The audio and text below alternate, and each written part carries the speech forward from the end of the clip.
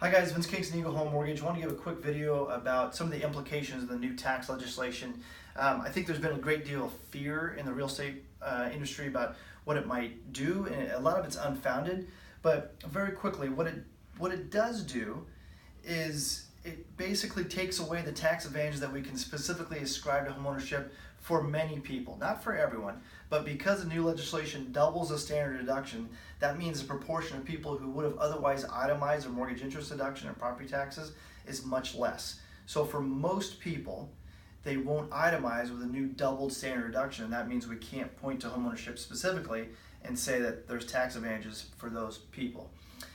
Now, the good news is that for people who own rentals, it appears that new tax legislation did just provide a very large tax advantage to landlords. And so the way it's doing that is it created a whole new deduction for passive business income, which rental real estate falls under that category.